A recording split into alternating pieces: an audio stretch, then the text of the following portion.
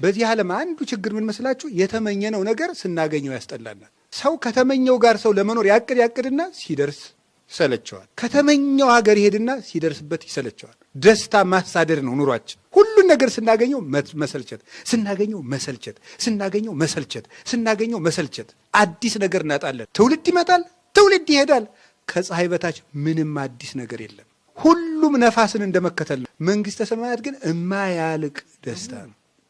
በጣም ውብ ነገር አይታችሁ ተመኝታችሁ አታውቁም? የኔ በሆነ እንደው ይሄ የኔ በሆነ ብላችሁ በቃ እሱ ያያችሁት ነገር ራሱ ከንቱ ነው።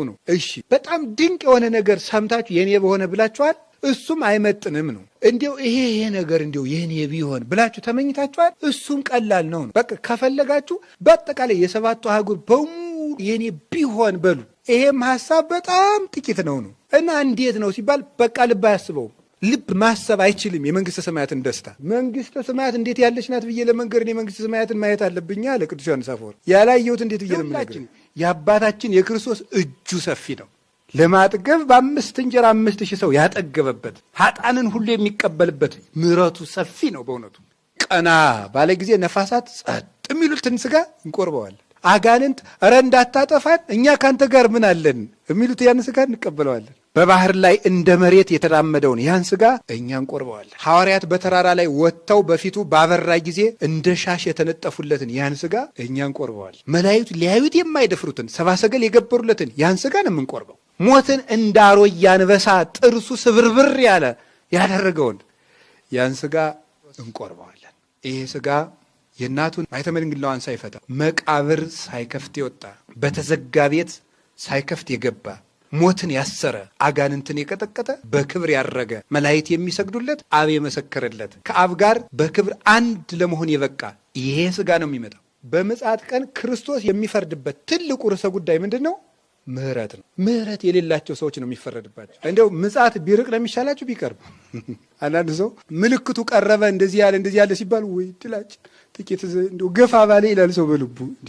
እናንተ ምቀኛ ናችሁ። እንደው ለጌታ እንደው የፈጣሪያችሁን መምጣት ትጠላላችሁ እንዴ? ነውር ነው። አዛኝ እንግዳ እኮ አትምጣብኝ ሲሉት ጥሩ አይደለም። እኔ ዛሬም ይምጣና እዚያው እንደሚያደርግ ያርገኝ እንጂ አትምጣ ልለው ነው። ደግሞ ይምጣ እንጂ አባታችን እኮ ነው። እውነቴን ነው። እንዘጋጅ እንጂ ደግሞ ፈጣሪያችን እንዳይመጣ ይሄን የመሰለ የምሕረት አባት ልንናፍቀው ሲገባን ደግሞ ጭራሽ ራቅ እንዲልልን መፈለግ። ክርስቶስ ሊመጣ ነው የሚል ዜና ስትሰሙ እሰይ ብሎ መዘጋጀት ነው። ስጋ ያልነበረው እሱ ሰው ሆኖ ወደዚህ ዓለም በመጣ ጊዜ ስጋ ለበሰ።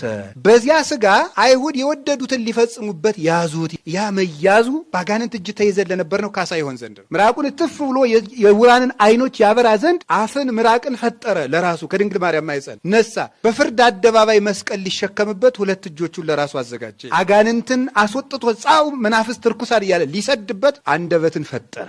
ከጲላጦስ ሊገረፍበት ለራሱ ጀርባን አዘጋጀ። እየተመሰገነ እንዳረገ እየተመሰገነ ይመጣል። አይሁድ እንደሰደባችሁት አይቀርም ነው።